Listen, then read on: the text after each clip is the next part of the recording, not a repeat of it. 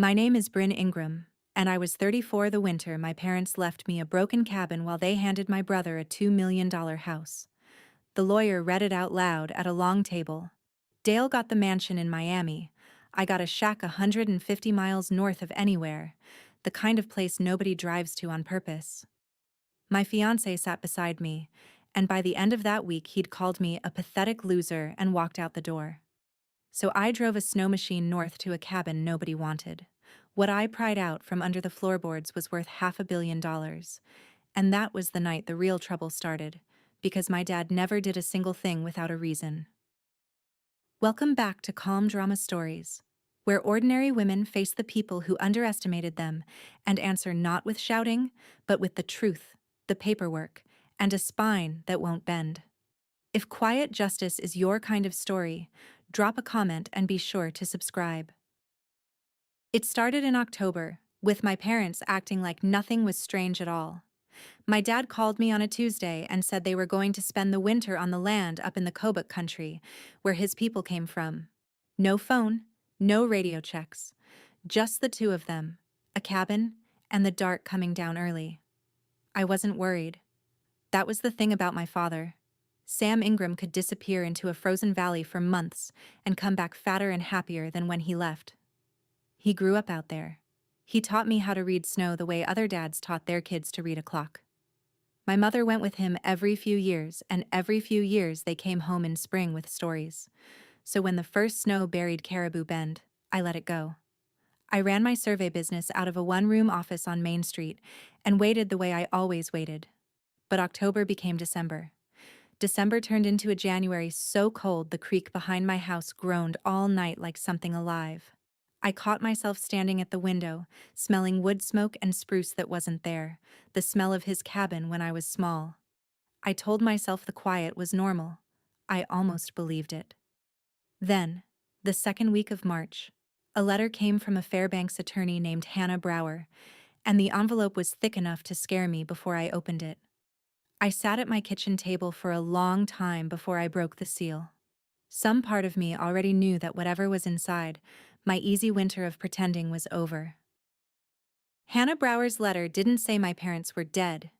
It said something worse, in a way. It said nobody knew. I called her office the next morning and she explained it carefully, like a woman used to delivering bad news to people who weren't ready. My parents had set up a living trust years before, and they hadn't left the hard part to chance. They had pre-signed the transfer documents themselves, deeds and assignments, notarized, sitting in a file in Hannah's office, with written instructions that if they went out of communication past April 1st and no one could confirm they were alive, she was to deliver and record exactly what they had already signed. So it's their signatures doing this, not your call? I said. Their signatures, their instructions, their condition? She said. I don't have discretion, Ms. Ingram. I'm holding paper they executed with their own hands. They built it that way on purpose. I asked her to wait. I told her my dad had vanished into the bush a dozen times and walked out every spring. I said April 1st meant nothing out there. She was quiet, then said the words I'd come to hate. The instrument doesn't bend, and I can't make it. I asked to see the file. I asked who'd witnessed it, who'd drafted it, whether I could challenge the timing. She let me ask all of it, then said quietly that a person is allowed to set conditions on their own property, that the signatures were clean and properly witnessed, and that fighting my own parents' signed instructions would face a steep climb in any Alaska court. Then she told me the plan would be read aloud to the whole family because my parents had wanted it that way, witnessed, in a room, with everyone watching. I should have felt relief that there were rules at all. Instead, I felt the floor tilt. My father planned everything down to the grain of the wood. If he'd written a clause that could only hurt the people he loved, then he'd meant for it to hurt. Or he'd meant for it to mean something. I just couldn't see which yet. The reading happened in Fairbanks, in a conference room with bad carpet and worse coffee. Dale flew up from Miami in a coat too thin for the cold, his wife Vivian beside him in sunglasses she didn't take off indoors. My brother is 7 years older than me and has spent every one of those years certain he's the one who got it right, He left Alaska at 19. He flips houses in Florida, or did, before the market ate him.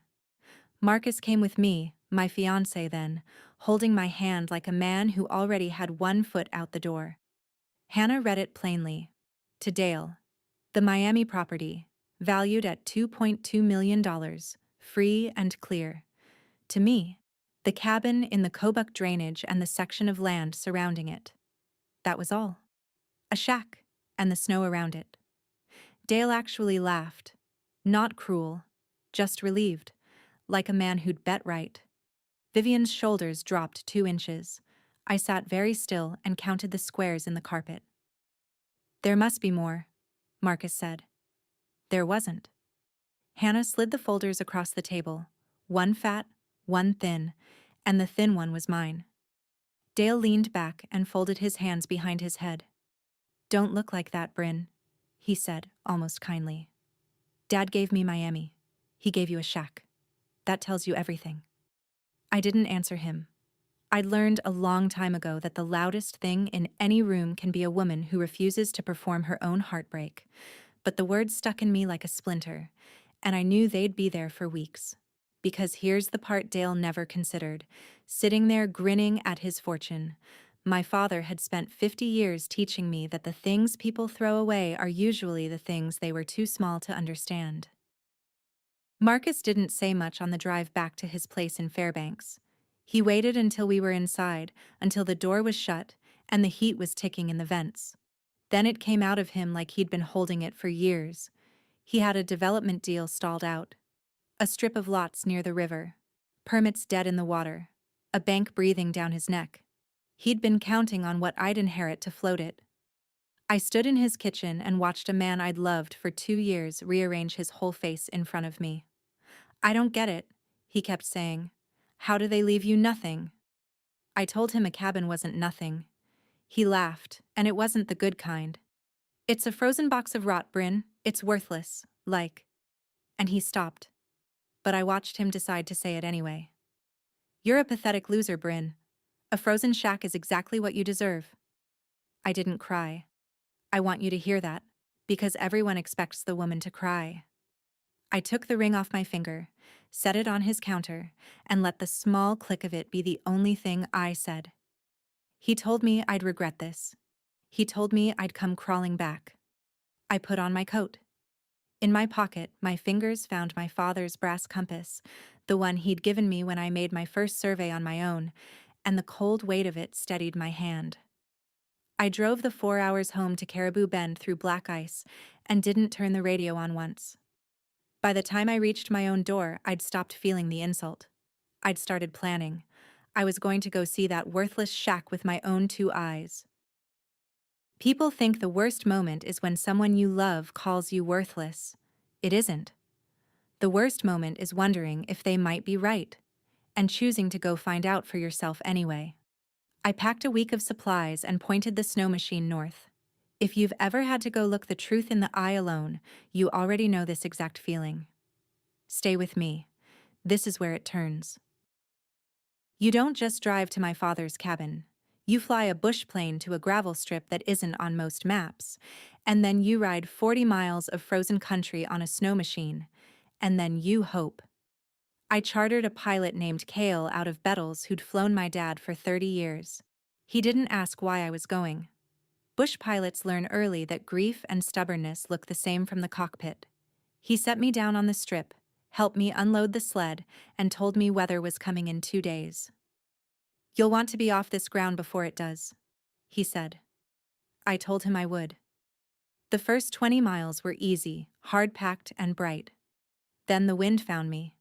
Snow lifted off the ground in sheets and erased the horizon, and I rode the last stretch by feel, and by the line of stunted spruce my father had taught me to follow when I was 12.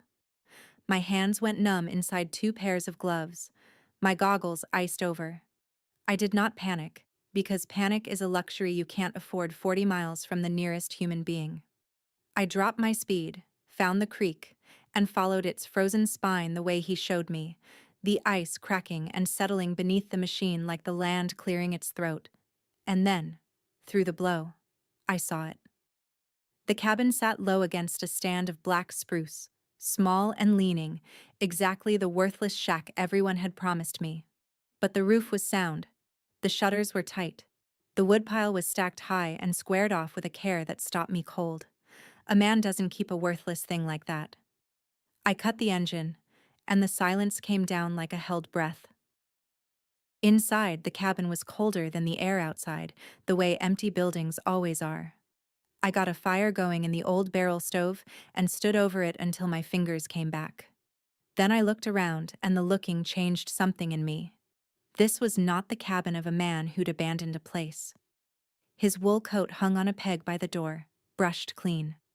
A row of survey texts stood on a shelf, spines unbroken, dust wiped. Maps covered one whole wall, pinned in neat overlapping squares, the kind of careful work I do for clients who pay me well. The smell hit me last. Wood smoke and spruce. The exact smell I'd been chasing at my own window all winter, and it folded my knees a little. I sat on the edge of his bunk and let it come. My father had not left this place to rot. He'd kept it like a church. I made tea on the stove and walked the room slow, the way I walk a parcel before I survey it, reading the ground for what it's trying to tell me. The floor was hand-planed plank, tight and level, and a man who built a floor like that doesn't tolerate a soft spot. So when one board near the bunk gave under my boot with a hollow, wrong note, I stopped. I shifted my weight back and forth and felt it flex, felt the empty space sing underneath. Everywhere else the floor was solid as bedrock. Here, one plank sat loose over a hole my father had cut and hidden on purpose. I crouched down and ran my thumb along the seam, and my heart started going hard and slow. Whatever was under there, he'd wanted it found by someone willing to come this far. I didn't pry it up right away. I'm not sure I can explain that to you unless you've ever stood at the edge of something you knew would change your life. I needed a minute with him first. So I sat on his floor in the firelight and let myself remember. My father taught me the land before he taught me anything else. He'd kneel beside me on the tundra and put my small hand flat on the moss and tell me to feel how old it was. When I was 9, he caught me carving my initials into a birch, and he didn't yell. He just asked me whose tree it was. Ours, I said. He shook his head slow. The land isn't ours to spend, he told me. We're only keeping it warm for the ones who come after. I rolled my eyes the way 9-year-olds do, but the words went in and stayed, the way the important ones always do. He was a Nupyak, raised up in the Kobuk before he came south for work, and he carried his country with him like a second spine. He wasn't a mystic about it. He was a practical man who believed that you don't sell what was lent to you. Sitting there, 34 years old and freshly broke and freshly dumped, I understood that this cabin and the ground it stood on were the last of him I had left. Dale could keep his mansion. I had this. And whatever my father had hidden under that floor, he'd left it for me, the one who'd actually come. I set my tea down. I found a flat bar in his toolkit, and I pried up the board. The space beneath was lined with cedar to keep out the damp, dry as a bone after a hard winter. Inside lay a roll of oilcloth, tied with waxed cord, longer than my forearm and heavy when I lifted it. My hands weren't quite steady on the knots. When the cloth fell open across the floor, I forgot to breathe. It was survey work. My father's survey work. But not the casual notes of a man who'd once worked a trade. This was decades of it. Topographic sheets layered over geological overlays, hand-inked, cross-referenced, dated in his blocky print going back nearly 40 years. Drill site notations, sample tags, elevation lines drawn so fine they looked machine-made, though I knew his hand had made every one. I'm a surveyor. I have read 10,000 maps. I had never seen a private citizen produce anything like this. He had mapped the entire section around the cabin and a good deal beyond it, and he'd done it in secret, season after season, while everyone thought he was just an old man who liked the bush. Tucked into the center of the roll was a sealed envelope, the paper gone soft with age and cold. Across the front, in his hand, for the one who comes to look. Not for Dale, not for Mom. for whoever cared enough to make the trip. My eyes kept catching on a name stamped in the corner of one overlay, a geological assay firm out of Anchorage, and a string of coordinates that repeated across a dozen sheets, circled, underlined, returned to again and again, like a question he couldn't stop asking. I didn't open the envelope yet. I wasn't ready. But I knew I was looking at the work of a man who'd found something. I spread the maps across the floor and worked them the way I'd work a job, and what I found pulled the warmth right out of the room. My father hadn't just mapped the land, he'd sampled it. Those drill site notations weren't decoration. They were a methodical grid of core samples, each one logged with depth and date, and a shorthand I'd seen him use my whole life. And against a half dozen of them he'd marked symbols I knew from my own training, the marks a surveyor makes when the ground gives back more than dirt. Mineralization. Heavy concentration. He'd circled a formation that ran beneath the creek and out under the spruce flats, and beside it, he'd written a single word, pressed so hard the pen had nearly torn the paper. Confirm. Below that, a later date, and one more word. Confirmed. I sat back on my heels. The smart, careful, secretive work of 40 years was telling me one thing in a voice I couldn't pretend not to hear. There was something valuable under my father's worthless shack. Something he'd known about and told no one. Not Dale, who'd have sold his own grandmother for a down payment. Not Marcus, who'd sniff out money like a dog. Not even my mother, as far as I could tell. He'd carried this alone, into the dark, every winter. And then he'd built a clause into a trust that pushed it into the hands of whichever child would come north to look. I picked up the sealed envelope. The wax was cracked with age. For the one who comes to look, it said, and my own name wasn't on it, and somehow that made it heavier. I slid my thumb under the flap and broke it open. I didn't get to read it.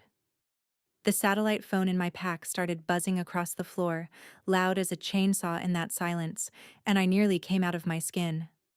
Only a handful of people had that number. I answered, and it was Dale, and his voice was wrong from the first word. Too warm, too interested. A salesman's voice. Hey sis, just checking you got home okay from Fairbanks. Dale had never once checked whether I got home okay. I'm fine, I said. There was a pause with weight in it. You're not still up at that cabin, are you? He asked, casual as a man stepping on a trap. I told him I was running errands. I don't know why I lied except that 40 years of my father's secrecy had crawled into my blood the second I opened that roll of cloth. Vivian thinks you went up there looking for something, Dale said, and laughed like it was a joke. I told her, what's to look for in a shack? I kept my voice flat and bored. I said there was nothing up there but mice and old maps, and that was true enough to pass. He let it go too quickly. When he hung up, I sat there with the dead phone in my hand and felt the cold settle deeper than the weather. Because my brother in Miami, who hadn't called me on my birthday in 9 years, had just called me twice in 1 week. Somebody, somewhere, had heard something. I looked down at the open envelope in my other hand. My father's letter half slid out of it, and I understood that whatever was about to come for me, I'd better read his words before it arrived. In the morning, I heard dogs. I stepped out into a hard blue cold and watched a team come up the creek, and behind it stood a man I hadn't seen since I was a teenager. Joe Anixwak had run trap lines with my father for 50 years. He was older than the spruce, it seemed, and he climbed off the sled and looked at me a long moment before he spoke. You came, he said, like it answered a question he'd been carrying. He'd seen the smoke from my stove and come to check. Inside, over coffee, he warmed his hands and looked at the map still spread across the floor and didn't act surprised. Sam talked about this ground his whole life, Joe said. Used to tell me it wasn't for selling. Said some things you keep, you don't spend. It was the same thing my father told me on the tundra when I was 9, almost word for word, and hearing it in another man's mouth made my throat tight. Joe didn't make it mystical. He talked about it like a fact. The way you'd talk about which way a river runs. He told me the people up here had stewarded this country for 10,000 years, that respect for the land wasn't a poem to them. It was the work. Then he looked at me sideways over his cup. Your dad tested everybody, he said. Even me. 40 years ago, he offered to cut me in on something and watched what I'd do. I asked what he'd done. Joe smiled with about half his teeth. Told him to keep his secret and pour me more coffee. He set the cup down. You should read whatever he left you, Bryn, and read it twice. That man never said a thing one time. After Joe left, I finally read my father's letter, and I read it twice like he'd want. It wasn't long. He didn't waste words on paper any more than he did in life. He wrote that if I was reading this, I'd come to the cabin, and that meant I was the kind of person he'd hoped one of his children would turn out to be. He wrote that the land held something, that he'd spent his life confirming it, and would spend the rest of it protecting it. He wrote, "Don't trust the number until you've sat with it. A number that big makes liars out of good people and fools out of the rest." And folded behind the letter was a single page on the letterhead of that Anchorage assay firm, a preliminary report, his name as the client. I'd seen enough geological summaries to read it cold. Grades, tonnage estimates, a formation classification I recognized. My eyes went straight to the bottom of the page where someone had penciled an order of magnitude valuation in the margin, the kind of rough figure a geologist scratches out when a client asks the question everyone asks. My hand started to shake before my brain caught up. I set the page down on the floor, flat, and pressed my palm over it like I could hold the number still. I made myself breathe. Outside, the creek groaned under its ice. Inside, an old man's handwriting was telling me that the worthless shack I'd inherited sat on top of more money than my brother's mansion and Marcus's dead development deal, and every cruel word either of them had ever said to me, combined and tripled and then some. I just hadn't let myself say the figure out loud yet. I was about to. $500 million. That was the number penciled in the margin, and when I finally let myself read it straight, the cabin seemed to tilt around me. I laid the three things out on the floor in a row, side by side, so I'd never be able to tell myself I'd imagined it. The survey roll, 40 years of my father's secret hand. The assay report from Anchorage, grades and tonnage in a stranger's typeface. And the letter, his last words to whichever child came looking. Together they said one impossible thing.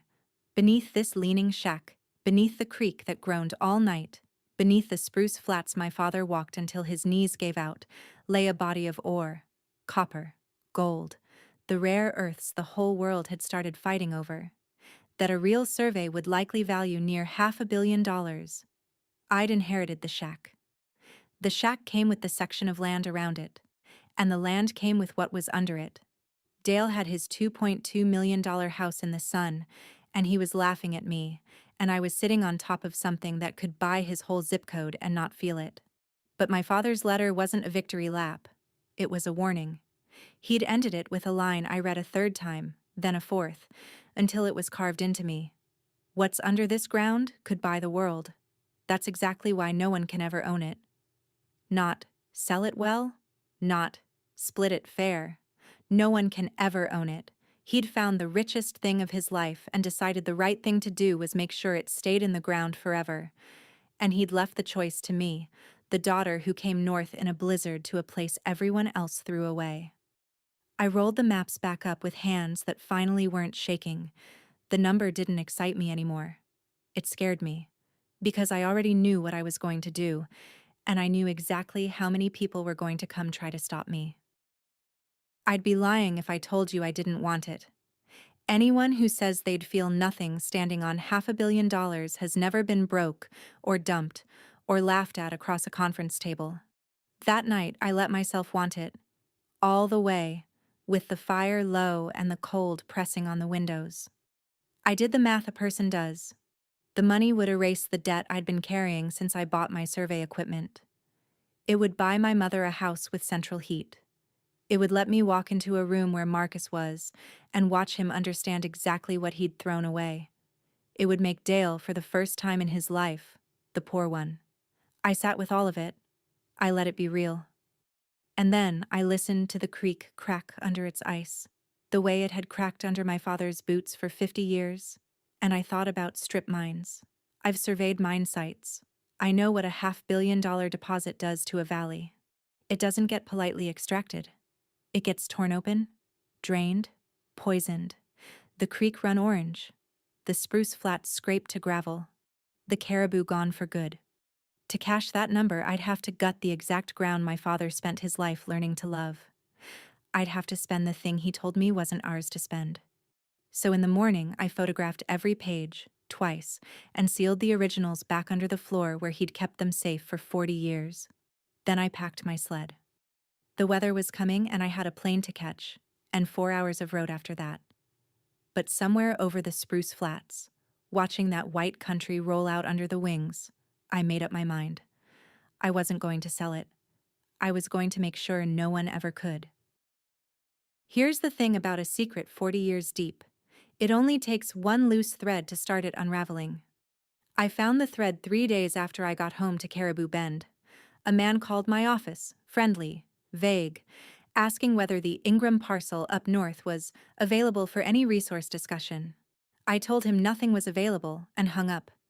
But the call rattled me because that parcel wasn't public, and its mineral history wasn't either. So I made some calls of my own, the careful kind, and pieced it together. Years back, my father had sent a soil sample to that Anchorage firm under his own name. Firms change hands. Files get bought.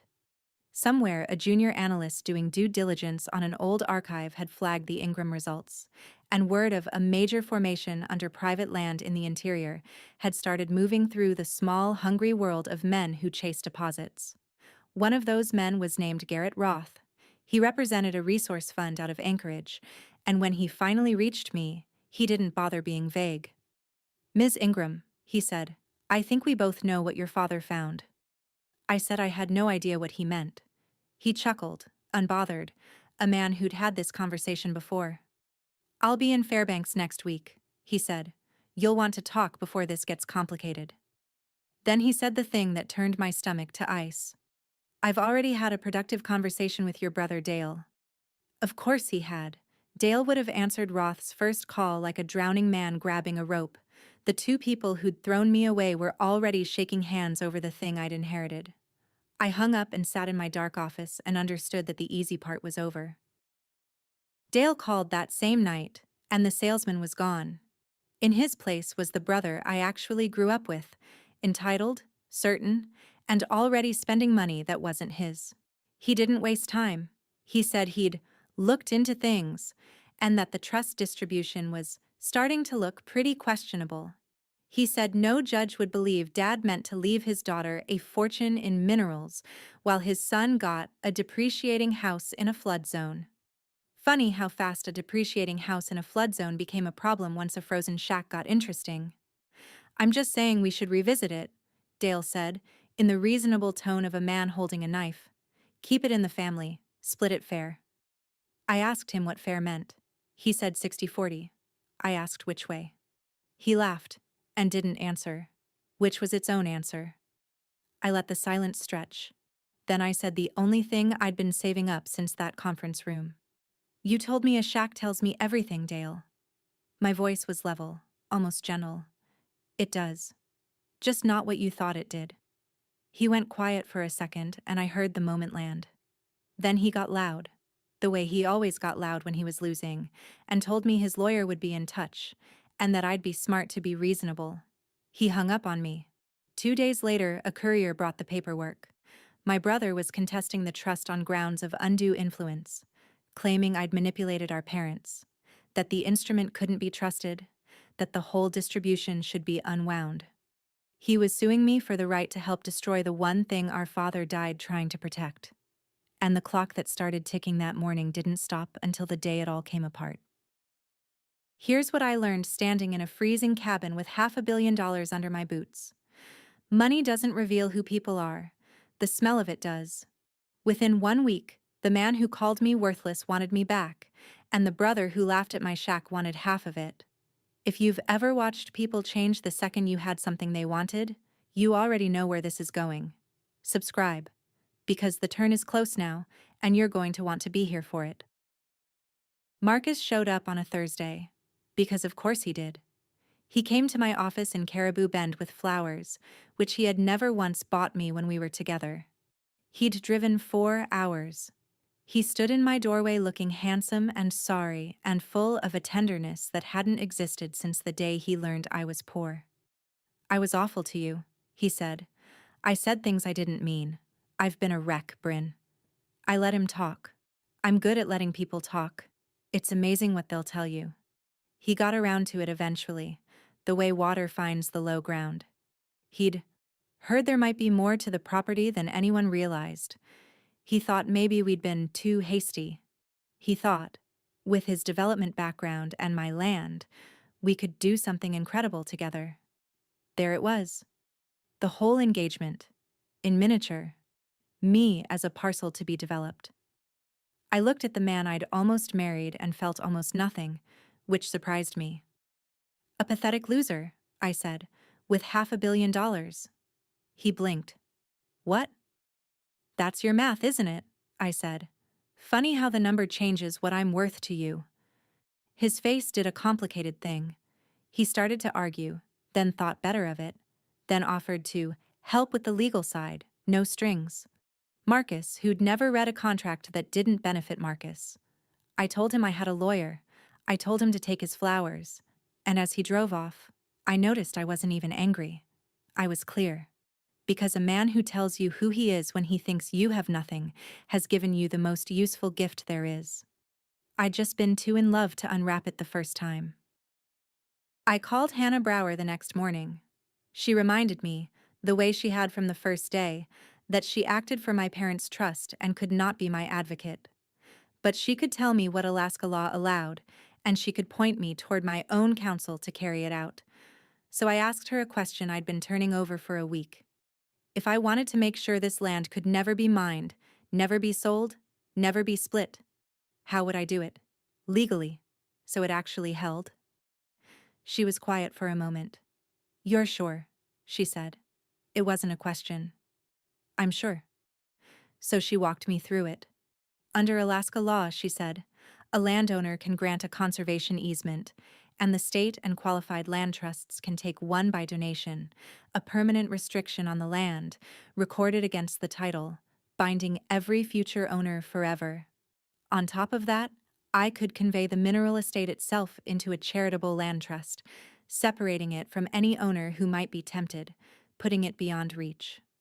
"Once it's recorded," Hannah said, "it's presumptively irrevocable. The key is that as of the day those deeds were recorded, you are the record owner of that parcel, with every right to encumber it. The easement and the mineral conveyance run with the land. They bind the ground itself, not just you, so they survive any change in who holds title later. Even if your brother somehow overturned the distribution and took the parcel, he would take it already restricted. And to claw back a recorded charitable donation, he'd have to sue the land trust and the state, not you, and unwinding a completed gift like that faces a very steep bar." She let that settle. "So here's what he won't expect. With no profit, no extractable value, no asset left to divide, a trust contest tends to lose its engine. You can't fund 5 years of litigation to win a fortune that no longer exists to fight over." I felt something settle in my chest, hard and certain. My father had spent 40 years documenting the ground so that someone could protect it. He'd left me the maps, the assay, the words. He'd handed me the weapon. But Hannah held up one warning. "It has to be clean," she said. "Your own free choice, fully informed, properly recorded. Rush it or botch it and Roth's people will pull the thread." I told her I don't botch surveys, and I don't. The whole plan rested on one question I had to answer before anything else. Did my family actually own what was under that ground? Surface and minerals don't always travel together in Alaska. The state holds back the mineral estate on a lot of land, and plenty of an heir's dream has died on that single technicality. So I did what I do best. I pulled the chain of title on the cabin parcel and read it back 40 years, document by document, the way you'd read tree rings. And there it was, in my father's foresight again. He'd patented the parcel decades earlier, before the federal patent moratorium closed that door in the 90s, and he'd taken it with the mineral estate intact. Surface and subsurface, both, in the family's name, clean. He hadn't just found the deposit. He'd locked up the legal right to it, quietly, before anyone else knew there was anything to lock up. I sat in my office surrounded by old plats and felt a strange grief, because every smart thing I uncovered was one more thing he'd done alone, in silence, for years, never telling a soul.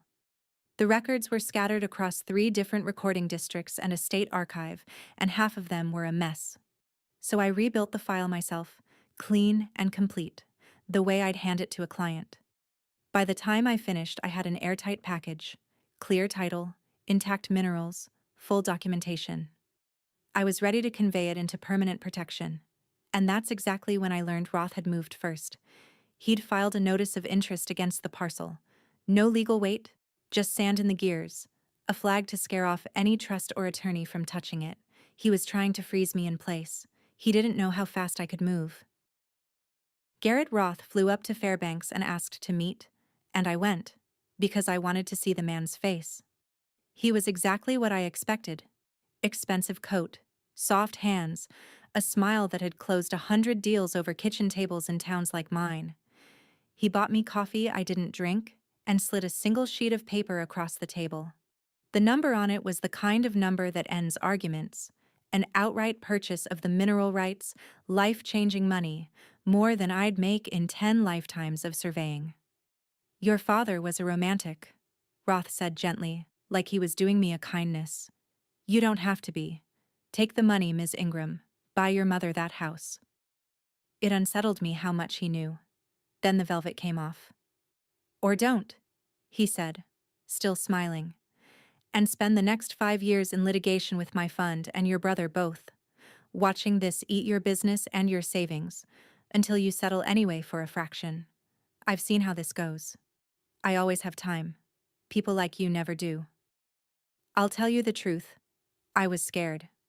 Not of him exactly, but of the years he was describing. The slow grind of being outspent by people who treat lawsuits like weather.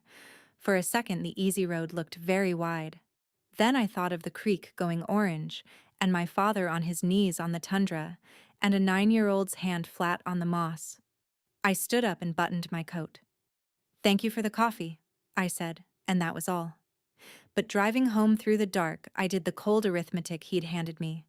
He could outlast me in court. So I couldn't let it get to court. I had to record the protection before any of them could freeze the ground beneath my feet. Vivian called me late one night, and for the first hour I almost forgave her for everything. My sister-in-law had never liked me, and I'd never blamed her. She married into a family that runs cold, and she'd spent 15 years trying to keep Dale's various ships from sinking. But that night, her voice was stripped bare. She wasn't performing. "We're going to lose the house," she said. "Not the Alaska thing. Our house. The kids' school called about tuition." She told me about the flips that had gone bad, the credit lines maxed out, the lifestyle that had quietly become a costume they couldn't afford to stop wearing. "You don't know what it's like," she said, and she was crying, "to lie to your own children about money every single morning." And I didn't. I sat in the dark and felt the pull of it, the human ache underneath all that greed. For a moment, they weren't villains. They were just people who'd built a life out of paper and watched it catch fire. Then Vivian wiped her nose and her voice changed, and the soft moment closed like a door. "So you understand why Dale can't back down," she said. "He'll take this all the way, Bryn, to the wall. He doesn't have a choice." It wasn't a confession anymore. It was a threat wearing a confession's clothes. I told her I was sorry for her kids, and I meant it. I told her I wasn't going to fund their school by gutting my father's land, and I meant that too. When I hung up, I understood the shape of what I was facing more clearly than ever. These people were not cartoon evil. They were desperate. And desperate people don't quit. They escalate. So I called Hannah and told her to file. Now. The decision wasn't really a decision by then. It was just the moment I stopped looking for another way out and accepted that my father had picked the right kid. I sat down with Hannah and we built it carefully, because careful was the whole game. We drafted a conservation easement permanently restricting the land. No extraction, no subdivision, no sale for development, recorded against the title to bind every owner who'd ever come after me. We drafted a conveyance of the mineral estate into a charitable land trust, with a partner organization that worked alongside the regional native corporation, so the protection would have teeth and stewards, both. To shut the door on Dale's undue influence claim, I gathered the proof of intent. The trust that predated all of this by years, drafted by independent counsel, Joe's sworn statement about my father's lifelong refusal to sell, and the letter, in Dad's own hand, telling whoever came north that the ground was never ours to spend. No manipulation. Just a daughter executing a dead man's documented wish. The night before we filed, I sat alone in my office with my father's brass compass in my palm, turning it over and over, watching the needle swing north no matter how I held it. I thought about him out there in the Kobuk dark, missing, maybe gone, and I felt the old grief and a new, fierce love braided together. Then I picked up the pen and I signed every page myself. No one made the choice for me. No fortune fell into my lap. I read his words one more time before I closed the folder. "We're only keeping it warm," I said out loud to the empty room, "for the ones who come after." Hannah told me the recording would clear in a matter of days if no one stopped us first. I didn't sleep. But for the first time all winter, I wasn't afraid. I was ready. Dale's lawyer demanded a settlement meeting, and the timing told me everything. They wanted everyone in one room, me, Dale, the lawyers, all interested parties, to pressure me into a deal before I could do anything irreversible. The letter even hinted that if I refused to attend, they'd seek an order to freeze the parcel pending litigation. They thought the meeting was their move. They didn't know it was mine. Because by the time that room filled up, I intended for the recording to already be done. Hannah and I gamed the calendar down to the hour. The conveyances went to the recorder's office 2 days before the meeting. Recording isn't instant. There's a queue, a clerk, a stamp. And those 2 days were the longest of my life. I jumped every time my phone rang, certain it was Roth's people with some new filing, some injunction, some clever sand thrown in the gears. None came. They were all so busy planning to corner me in a conference room that no one thought to check whether the quiet surveyor from Caribou Bend had simply gone to the courthouse first. The night before the meeting, the call came from Hannah. "It's done," she said. "Recorded and indexed. The easement and the mineral conveyance are both on the title. Bryn. It's permanent." I sat very still and let the words settle into my bones. The land my father loved was protected forever. And there was nothing. No lawsuit, no fund, no brother, no offer that could touch it now. I picked up the compass one more time. The needle held north. In the morning, I'd drive to Fairbanks and walk into a room full of people who thought they were about to take everything from me, carrying a single folder. And I'd let them talk first. I always let them talk first. The conference room was the same kind of room where this whole thing started, bad carpet and worse coffee, except this time I walked in last and I walked in calm. They were all there. Dale in another thin coat, jaw tight, a lawyer in a gray suit beside him with a stack of motions squared on the table. Vivian, not crying now, eyes hard. Marcus, who had no legal reason to be there at all, lounging against the wall like a man who'd come to watch a show he'd bought tickets for. And Roth, in the corner, expensive and patient, with 2 associates and a checkbook I could practically smell. Hannah took the chair next to mine and set down her briefcase. I set down one folder. That was all I had. One folder, against their wall of paper. I could feel them read it as weakness. I let them.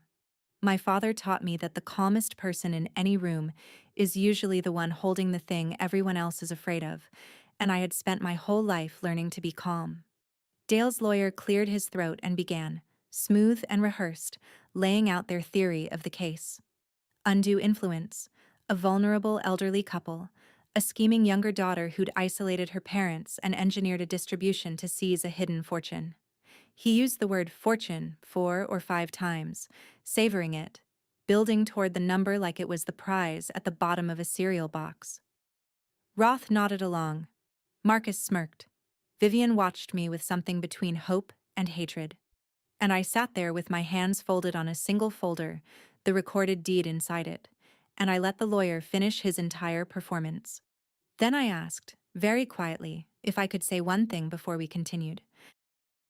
They didn't let me say it. Not yet. They wanted their swings first, and I let them have them, because people who are about to lose everything deserve the dignity of their last good moment. Dale leaned forward. "You think you're so much better than us," he said, the old wound right there in his voice, the 7-year-old still mad about something nobody remembered. "Dad always loved the land more than he loved his own kids, and you're just like him. Cold." His lawyer touched his arm to quiet him, but Dale shook it off. Marcus took his turn from the wall. "I could testify, you know," he said, lazy and cruel. "About your state of mind. You weren't stable after the breakup, Bryn. People saw it." There was no people. There was no breakup that he didn't cause. But he said it smooth. And I understood he'd say it under oath just as smooth, and felt the last thread of feeling for him go quiet and cold. Roth didn't raise his voice. Men like Roth never do. He simply slid a check across the table, face up, the number doing his talking. "We can make all of this disappear today," he said. "Everyone walks away whole. Your brother's debts, your legal fees, your mother's house. One signature." And Vivian, last, leaned in with her eyes wet again, real this time. "Think about my children, Bryn," she whispered. "Please. They didn't do anything to you." For a moment the whole room pressed on me at once. The contempt, the threat, the money, the plea. 4 kinds of pressure aimed at one quiet woman with one folder. It would have broken a lot of people. I'd been broken before, in this exact kind of room, and I remembered how it felt. So I knew, sitting there, that I was not going to break this time. I uncrossed my hands. I opened the folder, and I started to speak. "There's nothing here for any of you to fight over," I said. "There hasn't been for 2 days. You just didn't check." I slid the first document into the middle of the table, turned so they could read it, the recorder's stamp bright in the corner. "This is a conservation easement on the cabin parcel, granted by donation, recorded against the title. It permanently prohibits mining, extraction, subdivision, and development. Forever. It binds me, and it binds every owner who ever comes after me." Roth's smile didn't move, but his eyes did. I slid the second document beside it. "This is a conveyance of the entire mineral estate into a charitable land trust, with the Regional Native Corporation as a steward. As of 2 days ago, I don't own the minerals. No one does, in the way you mean. They can't be bought, sold, or pulled out of the ground. Not by me, not by you, not by anyone."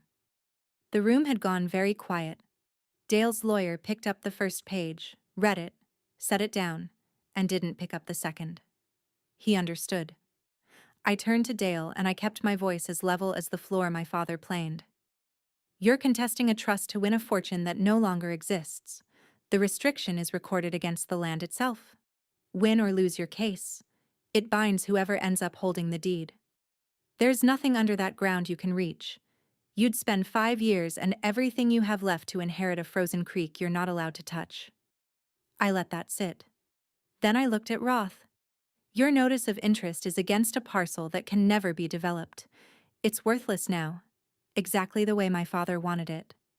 And finally I looked at my brother, and I gave him back his own words, gentle as I could make them, because cruelty was never the point. "You told me a shack tells me everything, Dale. It did. You just never once asked what it was trying to tell you." Nobody spoke. The check still lay on the table facing the ceiling, suddenly the smallest thing in the room. That's when the room came apart, and I sat in the middle of it like a stone in a river. Dale stood up so fast his chair hit the wall. "You gave it away?" he shouted. $500 million and you gave it to a trust? Are you insane? That was ours. His face was red, his voice cracking, 15 years of resentment and debt and panic pouring out at once. His lawyer was packing his briefcase, already gone in every way that mattered. Roth simply stood, buttoned his coat, collected his check, and walked out without a word, the way a man leaves a table when the game is over and there's no point being angry at the cards. Marcus came off the wall sputtering about lawyers, about fraud, about how I'd thrown away the best thing that ever happened to me. I looked at him then, and I said the last thing I'll ever say to him, calm as still water. You were right about one thing, Marcus. I am exactly what I deserve. I let him start to smile. I just don't think it means what you hoped. His smile died. Vivian was crying again, but quietly now, the fight gone out of her, a woman watching the last lifeboat row away. I felt sorry for her. I'll always feel a little sorry for her. But I didn't owe her my father's valley, and I never would. I gathered my one folder, slid my chair in neat, and stood. Dale was still shouting something behind me about ungrateful and selfish and exactly what Dad would have wanted. I didn't turn around. I'd said everything I came to say, and I'd said all of it without raising my voice once. I put my hand on the door, and right then, before I could push it open, the door opened from the other side. My father walked into the room, and my mother walked in behind him, both of them sunburned and thinner and very much alive. The shouting stopped like a switch had been thrown. Dale made a sound I'd never heard him make. I just stood there with my hand still on the door, looking at the man I'd half buried in my heart all winter, feeling the floor go strange under me again. They'd come down from the Kobuk a week ago, my father said later, the moment the rivers opened. They'd been watching. They'd pieced together the rest the way you reconstruct a winter you weren't there for. From Joe, and from the trust file Hannah had kept, the file she'd told me from the first day belonged to my parents' instrument and not to me. She had administered their signed plan to the letter, the way she was bound to, never once knowing whether the silence on the Kobuk meant a test or a grave. Because the whole thing, the off-grid winter, the silence, the cruel lopsided distribution, the trigger clause that forced a frozen shack into one child's hands and a fortune in the sun into the other's, all of it had been built. A test. My father looked older and unbearably calm, and he said it plainly to the whole stunned room. I found the richest thing of my life 40 years ago, he said, and I spent 40 years deciding which of my children I could trust to leave it in the ground. Now I know. Then Hannah spoke for the first time and told the room the thing my father had folded into the same instrument that none of us had seen, a backstop, a standing direction, that the moment anyone moved to sell or mine that parcel, the mineral estate would divert into the land trust on its own, beyond reach. The land had never truly been at risk. Only we had. He hadn't gambled his life's work on me guessing right. He'd made certain the ground was safe no matter which of us failed him, and then he'd watched to see who would protect it without a net, never knowing one was there. His eyes found me. And I want to tell you I melted, that it was a perfect reunion, that I forgave it all on the spot. I didn't. Because here is the thing they hadn't counted on. I'd already protected the land. I'd recorded the easement 2 days before they walked through that door. I passed his test before he was even there to grade it, which meant I hadn't done it for his approval, or his fortune, or to win anything from anyone. I'd done it because it was right. So when he opened his arms, I didn't run into them. I looked my father dead in the eye, this man I loved more than my own breath, and I said, "You let me think you were dead, to see if I'd sell your grave." I passed. But you don't ever get to test love, Dad. Not mine. Not again. The fallout was quiet, the way real consequences usually are. Dale dropped the lawsuit within the month because his lawyer told him what I already knew. The restriction ran with the land no matter who won, and you can't win a fight over a fortune that no longer exists. The legal fees he'd run up chasing it were his to keep. Last I heard, the Miami house went on the market to cover them. Marcus's development deal collapsed on its own schedule, with no rescue coming from me or anyone, and he stopped calling once the math stopped working in his favor. Roth flew back to Anchorage and found some other valley to want. And the land, my father's land, the creek and the spruce flats, and the $500 million sleeping in the dark beneath it, stayed exactly where it was, protected forever, stewarded by people who measure wealth in caribou and clean water instead of dollars. Part of it opened for subsistence use and study, the way Dad always wanted. My parents and I started the slow work of being a family again. I didn't forgive the test quickly, and I made them earn their way back, conversation by hard conversation. But my father would sit on my porch in the long light and tell me I'd done the one thing he'd hoped for, and some nights, that was enough. Vivian and I never became friends. I sent her kids' school a quiet check anyway, once, with no name on it. Some things you keep, some things you don't spend. He taught me both. I set new lines after that, and I held them. With my parents, the line was simple. I told them I'd love them for the rest of my life, and that they would never test me again, and I watched my father nod like a man accepting a fair sentence. With Dale, the line was distance. I wished him well, and I stopped answering the calls that only came when he needed something. I'd spent 34 years being the one who carried the family, the one who fixed it, the one you could always count on to absorb the blow. I was done being the shock absorber for people who only remembered me when I was useful. I went back to Caribou Bend and reopened my survey office, but I added something new to the shingle. Now, alongside the boundary lines and the plat work, I help other people protect their land the way I protected my father's: conservation easements, mineral conveyances, the careful paperwork that keeps a place from being spent. The creek behind my house still groans all night under its ice. I sleep better than I have in years. My father didn't leave me a fortune. He left me a question. What are you willing to protect when no one is watching and no one will ever pay you for it? And the only way to pass was to answer it before anyone could reward me for the answer. That's my story.